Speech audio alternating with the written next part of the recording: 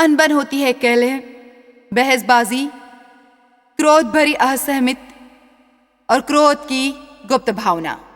क्रोध की गुप्त भावना सबसे खतरनाक हिस्सा है, क्योंकि ऐसा तब होता है जब लोग सब ठीक ठाक होने का ढोंग करते हैं, पर गुप्त रूप में या उनके दिल की गहराई में कड़वाहट और क्रोध होता है, और मौका मिलते ही वो व्यर्थ की बातें और आलोचना करते हैं, और अनबन विनाश करती है। शैतान उस बुरे आत्मा का उपयोग करता है विवाह बर्बाद करने के लिए, लोगों के हर तरह के आपसी संबंध बर्बाद करने के लिए। अनबन ही बहुत से व्यापारों को बर्बाद करने की जड़ होती है, क्योंकि मैं नहीं मानती कि हम वहां फल फूल सकते हैं जहां शांति नहीं होती। बहुत से गिरजे बर्बाद होते हैं अनबन द्वारा। हमारी आराधना अभिषेकित नहीं हो सकती जब हमारे द्वारा गाए गीत मनोहर हों, पर आराधना के दल में आपसी अनबन हो, एक व्यक्ति को दूसरे से ईर्ष्या होती हो, मुझे आराधना का मार्गदर्शन करना चाहिए, तुम्हें नहीं, मैं तुमसे अच्छा गाता हूं, तुम दुर्व्यवहार करते हो, मुझे विशेष प्रार्थना करनी चाहिए, आप मुझे कभी वो करने नहीं देते। लोगों पर अभिषेक नहीं होता परमेश्वर का वचन ग्रहण करने का। यदि वो जाकर बैठ जाते हैं एक कुर्सी पर वो आंकते रहते हैं या आलोचना करते हैं पादरी की, उनके द्वारा की सर्विस की अवधि की, लोग आश्चर्यजनक चीजें ढूंढ लेते हैं बुदबुदाने और शिकायत करने के लिए। हमें समझना चाहिए कि हमें कितनी बड़ी आशीष प्राप्त है कि हम आजादी से ऐसी जगह पर आकर पूरा सप्ताहांत वचन सुन सकते हैं। हमें अनबन को अपने जीवन से दूर रखना चाहिए।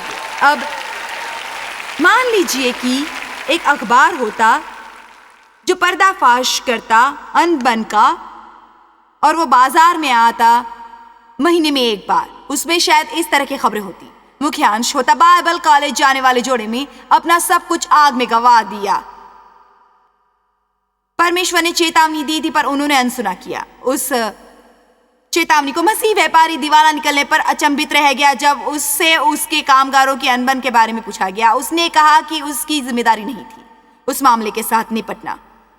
किशोर विश्वासी निरोधी बन गया। उसके अनुसार उसे अपने माता पिता में परमेश्वर नहीं दिखते। सिर्फ अनबन, मार्गदर्शन में अनबन के कारण गिरजे खत्म हो जाते। जोड़े को प्राप्त नहीं हुई वो विरासत जिसका उनसे वादा किया गया था परमेश्वर के वचन में, जो उन्हें परमेश्वर से प्राप्त हुई उस अनबन के बारे में जो उनके विवाह में थी। विकासशील मसीह स्कूल बर्बाद हो गया। पवित्र आत्मा के अनुसार वहां के शिक्षकों में आपसी अनबन थी। देखिए, मैं एक ऐसे गिरजे का हिस्सा रही हूं जो बर्बाद हो गया था अनबन से। मैं न केवल गिरजे के इस ओर रही हूं, बल्कि मैं उस ओर भी रही। मैं जानती हूँ वहां पर बहुत सी व्यर्थ की बातें होती हैं यदि लोगों को अच्छी तरह सिखाया नहीं जाता अनबन के खतरे के बारे में। ये कोई साधारण सी शिक्षा नहीं है। अनबन खतरनाक होती है। हमें उसके साथ ऐसा सलूक करना चाहिए जैसे वो जहर हो। मुझे श्रद्धा युक्त भय है अनबन से। बहुत बार लोगों के जीवनों में कुछ होता है जिसे कोई समझ नहीं सकता, क्योंकि वो हर सप्ताह गिरजे जाते हैं। वो बहुत अच्छे लोग होते हैं, वो लोगों को सीट दिखाते हैं और अभिवादन करते हैं, पर हमें बाद में सत्य पता चलता है उनके घर के एकांत में कई समस्याएं पल रही होती हैं जिससे वो निपट नहीं रहे होते। महत्वपूर्ण नहीं कि हम सप्ताह में कितने दिन गिरजे जाते हैं। बलिदानों से भरा ऐसा घर जिसमें अनबन हो प्रसन्न नहीं करता प्रभु को। आमीन। सहमति में शक्ति होती है, असहमति में कमजोरी होती है। देखिए, लोगों के साथ मित्रता पूर्वक रहना आसान नहीं है, और ये ऐसा काम नहीं है जो संयोग से हो जाएगा। ये ऐसा काम है जो केवल तब होगा जब हम उसे जानबूझकर करेंगे, और हम केवल तब जानबूझकर ऐसा करने का फैसला करते हैं जब हमें समझ आता है हम क्या गवाएंगे यदि हम समर्पण नहीं करेंगे शांति बनाए रखने का अपने जीवन में और अपने संबंधों में। आपकी बहस नहीं हो सकती यदि एक या दो लोग घमंडी नहीं होंगे। बाइबल में लिखा है, अपने को विनम्र रख परमेश्वर के शक्तिशाली हाथ के नीचे। उन्हें अपने को उठाने दे, उनके अपने तरीके और अपने समय पर। आपको आश्चर्य होगा आप कितनी बहस से बचेंगे यदि अपने मन में रुख को और विनम्र बनाएंगे और हमेशा ये मानने की बजाय कि आप सही हैं और अन्य सभी गलत हैं। आपको अपने विचारों में ये निश्चित करना है कि आप हर चीज के बारे में सही नहीं होते। ये जरूरी नहीं कि हर बार हमारी ही बात मानी जाए। मत्ती 18:19। आइए देखें, सहमति की शक्ति के बारे में क्या लिखा है, कितने प्रार्थना करना और ये चाहते हैं कि उनकी प्रार्थना पूरी हो। बाइबल हमें सिखाती है कि उन तरीकों में से एक जिसके द्वारा हम जो चाहे प्राप्त कर सकते हैं कि हमें किसी को ढूंढना है जिसके साथ हम सहमत हो, केवल कभी कभार नहीं जब हमें चमत्कार की जरूरत हो, बल्कि हमें रहना है सहमति में। फिर मैं तुमसे कहता हूं, यदि तुम में से 2 जन पृथ्वी पर किसी हर बात के लिए जिसे वो मांगे एक मन हो, सहमत हो, मेल में हो, तो वो मेरे पिता की ओर से जो स्वर्ग में है उनके लिए हो जाएगी। क्योंकि जहां 2 या 3 मेरे नाम पर इकट्ठे होते हैं वहां मैं उनके बीच में होता हूं। आप समझ रहे हैं ना, ये कितना अद्भुत वचन है। मैंने इसके आगे टिप्पणी लिखी है, ये देखिए, वाह, ये एक बढ़िया वचन है। यदि परमेश्वर 2 लोगों को ढूंढ सकें जो कोशिश करने वाले हों, जो समर्पण करें, मित्रता पूर्वक रहने का और अनबन को दूर रखने का अपने मन से, अपने दिल से, अपनी बातचीत से और अपने जीवनों से, यदि वो प्रार्थना करेंगे तो परमेश्वर महान काम कर सकते हैं। क्योंकि 1 से 1000 दुष्ट आत्माएं भागती हैं। 4 लोग सहमत होंगे तो कितनी दुष्ट आत्माओं को भगा सकते हैं। यदि 4 लोग ऐसे होंगे जो सहमति में रहेंगे। देखिए, मुझे बहुत पहले सहमति की प्रार्थना के बारे में सिखाया गया था, पर मैंने उसका ये अर्थ समझा कि यदि हमें चमत्कार चाहिए तो हमें किसी को ढूंढना चाहिए जो चमत्कार के लिए हमसे सहमत हो, क्योंकि इस वचन का ये अर्थ नहीं है। आप सारा हफ्ता अपने पादरी के बारे में व्यर्थ की बातें करके फिर डॉक्टर से बुरी रिपोर्ट मिलने पर उन्हें अपने साथ चमत्कार के लिए सहमत होने को नहीं कह सकते। ये ठीक नहीं है। मैं उससे बेहतर प्रचार कर रही हूं। यदि आप उनके साथ हर समय सहमत रहने की कोशिश करेंगे और जब आप किसी को उनके बारे में व्यर्थ की बातें करते सुनेंगे, कुछ बुरा कहते सुनेंगे, तो आप मुड़कर उसे किसी भली बात से ढक देंगे। आप कोशिश करेंगे सहमत रहने की, अपने परिवार के लोगों के साथ आवश्यकता से अधिक करेंगे, सम्मान करेंगे सहमति के बारे में परमेश्वर के सिद्धांतों का।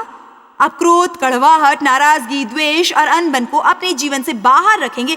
फिर जब हमें चमत्कार की जरूरत होगी और हम लोगों के साथ प्रार्थना करेंगे जिनके साथ सहमत होंगे, तब शैतान के प्रवेश करने का कोई मार्ग नहीं होगा।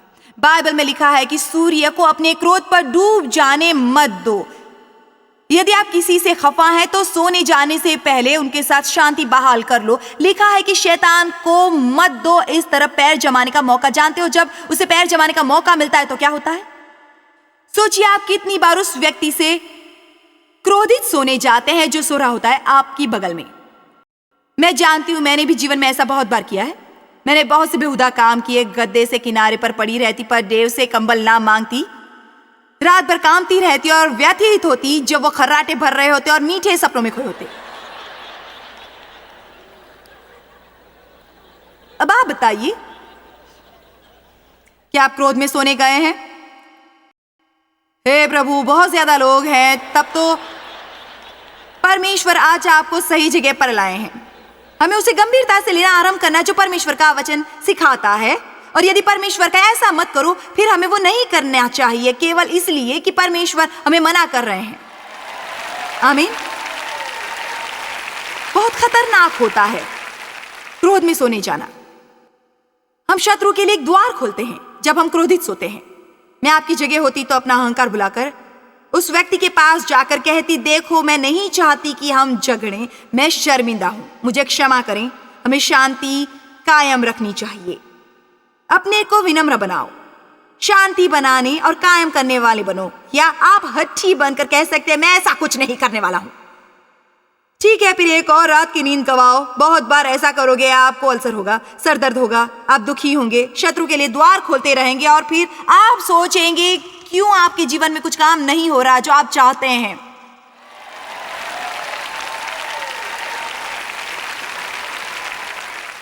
आमीन। इसलिए हमें सहमति से रहने की कोशिश करनी चाहिए, क्योंकि सहमति में शक्ति होती है।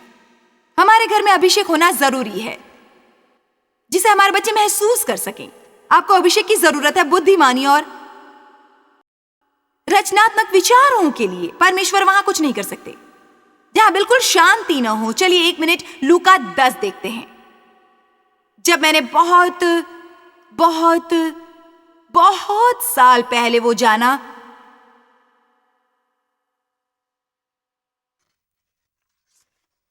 जो मैं आपको बताने जा रही हूं, मुझे बहुत ज्ञान प्राप्त हुआ और वो मेरे लिए बहुत महत्वपूर्ण रहा है इतने सालों में।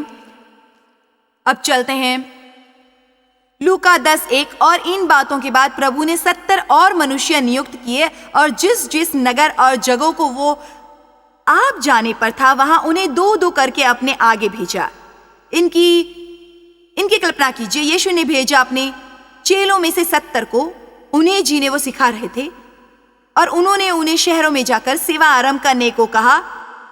और उसने उनसे कहा, पक्के खेत बहुत है परंतु मजदूर थोड़े हैं, इसलिए खेत के स्वामी से विनती करो कि वो अपने खेत काटने को मजदूर भेज दे। जाओ, देखो मैं तुम्हें भेड़ों की नाई भेड़ियों के बीच में भेजता हूं, इसलिए न बटुआ, न झोली, न जूते लो, दूसरी जोड़ी मत लो और न मार्ग में रुकावट लाओ किसी को नमस्कार करके। उनका ये मतलब नहीं था कि बाहर जाकर मित्रता पूर्वक न रहो, बल्कि ये कि ध्यान केंद्रित रखो। जिस किसी घर में जाओ, अब ध्यान देना, जिस घर में भी जाओ पहले कहो कि इस घर पर कल्याण हो, इस परिवार को उन सब दुखों से मुक्ति मिले जो पाप के कारण होते हैं। यदि वहां कोई कल्याण के योग्य होगा तो तुम्हारा कल्याण उस पर ठहरेगा, नहीं तो तुम्हारे पास लौट आएगा। उसी घर में रहो और जो कुछ उनसे मिले वहीं खाओ पियो, क्योंकि मजदूर को अपनी मजदूरी मिलनी चाहिए।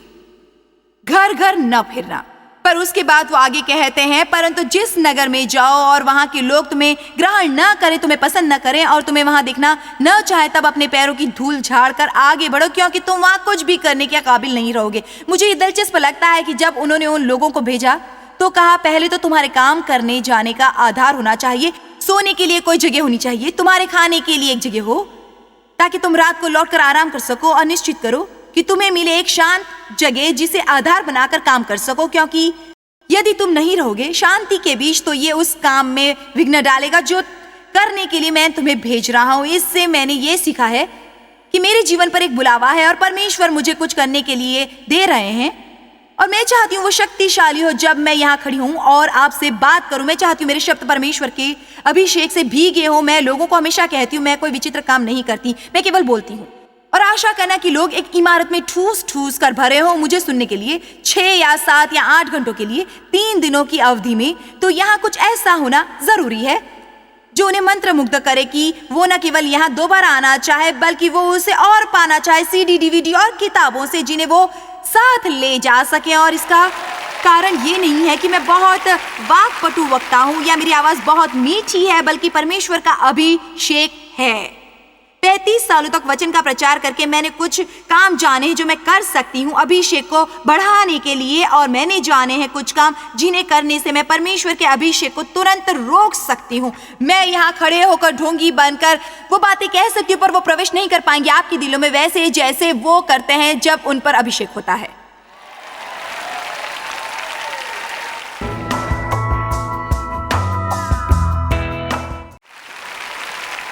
सोचिए आपके जीवन में क्या होगा यदि आप कोशिश करेंगे शांति बनाए रखने की अपने घरों में। फिर यदि आपको जरूरत होगी परमेश्वर से चमत्कार की और आप प्रार्थना करेंगे, उसके मुकाबले जब आप में झगड़े बहस और कलह हो और आप एकांत में एक तरीके से जिए, फिर रविवार को गिरजे जाकर प्रभु की स्तुति हो, परमेश्वर की महिमा हो, धन्यवाद यीशु, हालेलुया, घर लौट को पूरा सप्ताह लड़ने के बाद इतवार को परमेश्वर की महिमा हो, धन्यवाद यीशु, प्रभु की स्तुति हो। मैं जानती हूं कि ऐसा होता है, बेशक सबके साथ नहीं, पर बहुत से लोग समझ नहीं पाते इसकी अहमियत को। हम तबाह होते हैं ज्ञान की कमी के कारण।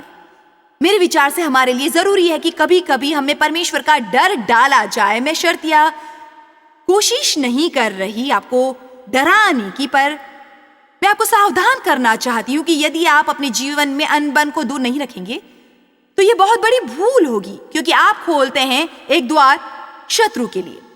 1 पतरस 3:10-11 जो मेरे मनपसंद वचन है जिन्हें मैंने इस्तेमाल किया है बहुत ज्यादा अपनी शिक्षा में। हमें बताता है कि हमें 3 भिन्न संबंधों में शांति की जरूरत है। हम आयत 10 से आरंभ करेंगे। क्योंकि जो कोई जीवन की इच्छा रखता है और अच्छे दिन देखना चाहता है, चाहे अच्छे प्रकट ना हो, वो अपनी जीभ को बुराई से और अपने होठों को छल की बातें करने से रोके रहे। दरअसल इसका शांति से भी संबंध है, क्योंकि ऐसे मुझसे ज्यादा समस्याएं पैदा करने वाली कोई दूसरी चीज नहीं है जो पवित्र आत्मा के अधीन नहीं होता। हर बहस जो आरंभ होती है वो इसलिए आरंभ होती है क्योंकि किसी ने कुछ कहा होता है जिसने किसी और को भड़काया होता है। वो बुराई का साथ छोड़े और भलाई ही करे। वो मेल मिलाप को ढूंढे, और ये मुझे प्यारा है, ये मुझे बहुत प्यारा है। वो शांति को ढूंढे। उन्होंने ये नहीं कहा उसके लिए प्रार्थना करें, उसकी आशा करें, इच्छा करें। उन्होंने कहा तुम्हें उसे खोजना होगा, उसे उसके पीछे जाना होगा। वो शांति को खोजे, सहमति, नैतिक संघर्ष, डरों और उत्तेजित मनोभावों से अशांत न होना। उसे वो खोजनी है उत्सुकता से। ये एक बहुत शक्तिशाली शब्द है। उसे खोजे, उसके पीछे जाएं अपने पूरे दिल से। देखिए, कई सालों की अनिश्चितता और कूड़ा और असंतुष्टि और चिंता और क्रोध और कड़वाहट और नाराजगी और द्वेषपूर्ण रहकर और घायल भावनाओं के साथ तुनक मिजाज रहने और गिरजे जाने के बाद मैंने आखिरकार सोचा मैं शांति प्राप्त करके रहूंगी, चाहे मुझे उसके लिए कितनी भी कोशिश क्यों ना करनी पड़े। मैं शांति से रहना सीखूंगी और उसके लिए जो जरूरी होगा बदलाव लाऊंगी, चाहे उसके लिए मुझे जो भी त्यागना पड़े, चाहे उसके लिए परमेश्वर को मेरे साथ जो भी करना पड़े। मैं परेशानी में और नहीं जीना चाहती। और मुझे ये विचार आता है कि जब तक हम उसके बारे में आक्रामक नहीं बनेंगे, हमें वो कभी नहीं मिलेगा। बशर्ते आप ऐसे इंसानों में से एक न हो जो जन्म से शांत हैं, चिंता मुक्त है। मेरा मतलब है शायद आप इसी तरह के हैं, पर ऐसे बहुत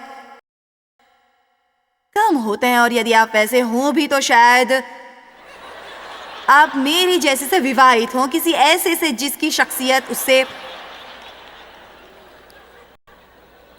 बहुत ज्यादा आक्रामक हो, शक्तिशाली हो, वगैरह वगैरह। यहां आगे लिखा है केवल शांतिपूर्ण संबंधों की इच्छा मत करें परमेश्वर के साथ, अपने साथ और अन्य लोगों के साथ, बल्कि उन्हें खोजें और उनके पीछे जाएं। तो ये बहुत महत्वपूर्ण है, क्योंकि मेरे विचारों से यहां एक सिलसिला है। आपको सबसे पहले परमेश्वर के साथ शांति होनी चाहिए। दूसरा, आपको अपने साथ शांति होनी चाहिए। तीसरी बात यह कि तब आपकी लोगों के साथ शांति हो सकती है। पर मेरे विचार से हमारी सबसे बड़ी समस्याओं में से एक यह है कि हम लोगों के साथ मित्रतापूर्वक रहने की कोशिश करते हैं।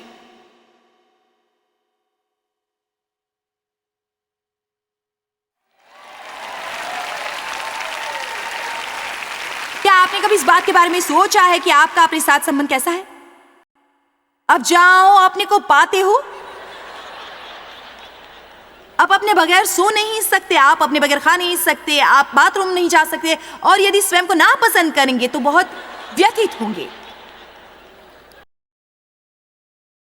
परमेश्वर के साथ शांति के साथ शुरुआत करते हैं। मैं इसके बारे में थोड़ा बताऊंगी।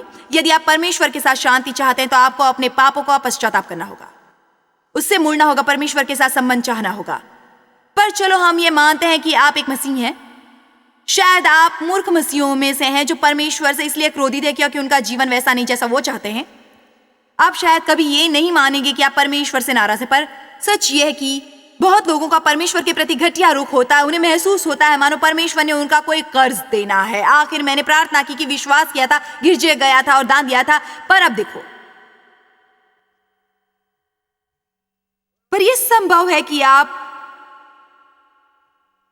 परमेश्वर को बता रहे थे आपको क्या चाहिए था, पर आप ये नहीं जान पाए कि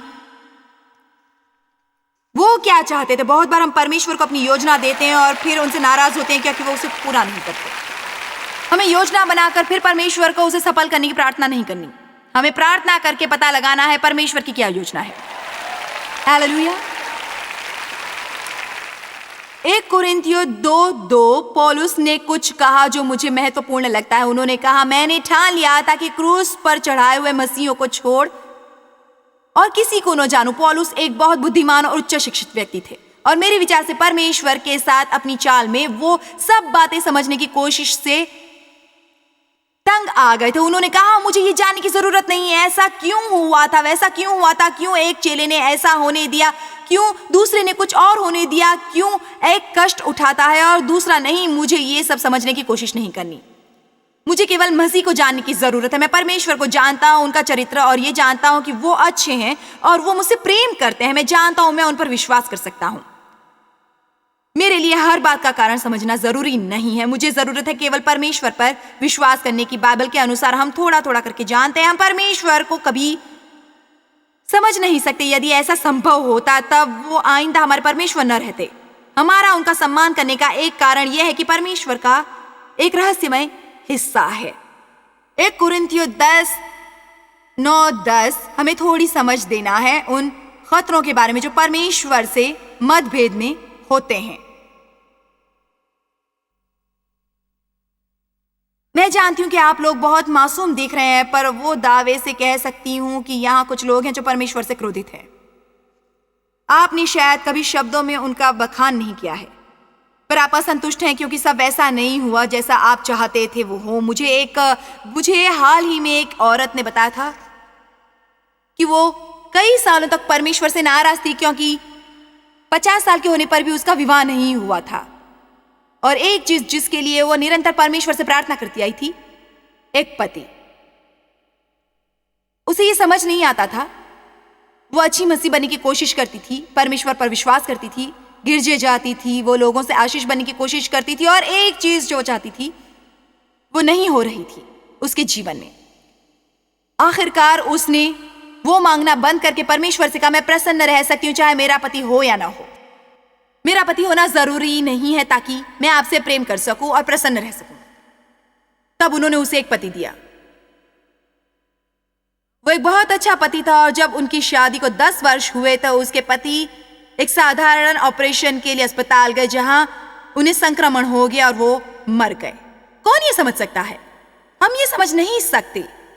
उसे चुनाव करना पड़ा उनके साथ गुजारे 10 सालों की कदर करने की, कड़वे बनने की बजाय, सिर्फ इसलिए कि कुछ बुरा हो गया था जिसे वो स्वीकार या समझ नहीं पा रही थी। परमेश्वर से नाराज मत होइए। एक वही है जो आपकी मदद कर सकते हैं। जब हम परमेश्वर से निराश होते हैं या अपनी जीवन की परिस्थितियों के बारे में क्रोधित होते हैं, हम सबसे पहले शिकायत करना आरंभ करते हैं, जो बहुत खतरनाक होता है। बात दोबारा इस पर आती है कि यदि हमें जीवन का आनंद लेना और अच्छे दिन देखने हैं, चाहे वो अच्छे प्रकट हों, तो अपनी जीभ को बुराई से दूर रखो। इसमें शामिल है भूल भुनाना, शिकायत करना और बुदबुदाना। मुझे विश्वास है आप में से कोई कभी शिकायत नहीं करता। आपने मेरी तरफ ऐसे देखा मानो आप कभी किसी बात की शिकायत नहीं करते। कुरिन्थियों 10:9 के अनुसार, और न हम प्रभु को परखें, उनके धैर्य को परखें, और न उनके लिए एक समस्या बने। आप सोचते हैं आपको समस्या है। मुझे विश्वास है परमेश्वर कई बार हमें देखकर सोचते होंगे, क्या समस्या है, मुझे सहन करना पड़ता है अरबों चिड़चिड़े शिकायतें करने और भिन भनाने वाले बच्चों को जो कभी प्रसन्न नहीं होते। और उनकी भलाई का फायदा उठाओ जैसा उनमें से कितनों ने किया और सांपों के द्वारा नाश किए गए। अब आपको समझना चाहिए ये कितना महत्वपूर्ण है। और न तुम कुड़कुड़ाओ जिस रीति से उनमें से कितने कुड़कुड़ाए और नाश करने वाले के द्वारा नाश किए गए। अब एक और वचन है यहाँ जिसके अनुसार ये सारी बातें हमें निर्देश देने के लिए लिखी हैं। इजरायलियों ने जंगल में से अपनी छोटी सी यात्रा के दौरान जो थी 11 दिनों की, पर उन्हें लगे 40 साल, और उनमें से ज्यादातर तो सफल नहीं हुए। और इनके लिए परिज्जी, हिती, यबूसी इत्यादि उनके शत्रु नहीं थे जिनसे वो चाहते थे परमेश्वर उन्हें मुक्ति दिलाए। वो उनका रुख था जिसने उन्हें 40 वर्षों तक वहां रखा। 11 दिनों का सफर करने के लिए उनके गलत रुख में शामिल था शिकायतें करना, भिन भिनाना और बुदबुदाना। जब भी परमेश्वर उन्हें वो न देते जो उन्हें चाहिए होता, वो बच्चे थे, रोने वाले, शिकायतें करने वाले बच्चे। बाइबल में व्यवस्था विवरण 8:2 में लिखा है, मैं तुझे ले आया तेरा परमेश्वर यहोवा 39 वर्षों में तुझे सारे जंगल के मार्ग में से इसीलिए ले आया है कि तुझे नम्र बनाए और तेरी परीक्षा करके ये जान ले कि तेरे मन में क्या है, और ये कि तू उसकी आज्ञाओं का पालन करेगा या नहीं। परमेश्वर की आज्ञाओं का पालन करना आसान होता है जब सब हमारी इच्छा अनुसार होता है। कुछ समय में परमेश्वर के साथ हमारा संबंध परखा जाता है। ऐसे समय हमारे चरित्र की परीक्षा होती है। मैंने बहुत पहले सब समझने की कोशिश छोड़ दी थी। मैं बुनियादी तौर पर यह कहती हूँ कि मैं जानती हूँ परमेश्वर मुझसे प्रेम करते हैं और मेरे जीवन पर एक बुलावा है और मैं उस पर काम करती रहूंगी। जब तक मैं जीवित रहूंगी मैं तब तक करूंगी जब वो आसान होगा और तब भी जब वो कठिन होगा, पर जब तक मुझ में सांसें बाकी होंगी और मैं चल फिर सकूंगी। सबसे उत्तम तरीकों में से एक जिससे आप बढ़ा सकते हैं अपनी आध्यात्मिक समझदारी है एक ऐसे तरीके ढूंढना जिनसे आप सहमत हो सकें। बहस करने की बजाय मैं मानती हूँ कि ज्यादा परिपक्वता प्रकट होती है जब हम वो करते हैं जो शांति से रहने के लिए जरूरी होता है। व्यवस्था विवरण 32:30 के अनुसार 1 से 1000 भागते हैं और 2 से 10,000। सहमति की शक्ति बहुत आश्चर्यजनक है और ऐसे लोग बहुत कम हैं जो सहमति से रहने का मूल्य देने के लिए तैयार हैं। बाद में समाप्ति के वचन के साथ लौट कर आऊंगी।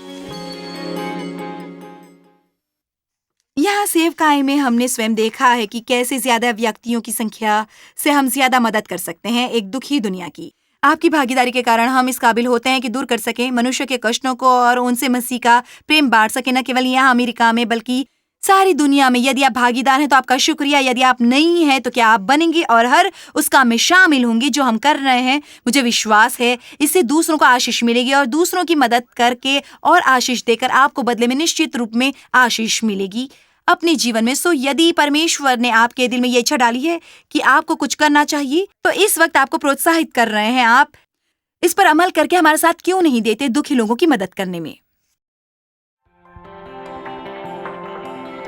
जॉय स्माइल मिनिस्ट्रीज में आप हमारे लिए कितने अहम हैं, इसका आपको अंदाजा नहीं। हम आपके आभारी हैं और हम धन्यवाद करते हैं अपने सब मित्रों और सहयोगियों का कि उन्होंने इस विश्वव्यापी सेवकाई को संभव बनाया। मिलकर हम भूखों को खिला रहे हैं, गरीबों को पहना रहे हैं और कई देशों में सुसमाचार पहुंचा रहे हैं। कृपया हमसे संपर्क करें या विजिट करें jmmindia.org पर। आज ही अपनी प्रार्थना के अनुरोध बताने के लिए, हमारे साधनों के बारे में और जानकारी और चॉइस की सभाओं का शेड्यूल जानने के लिए और हमारे सहयोगी बन जाएं दुनिया भर में मसीह का प्रेम बांटने के लिए।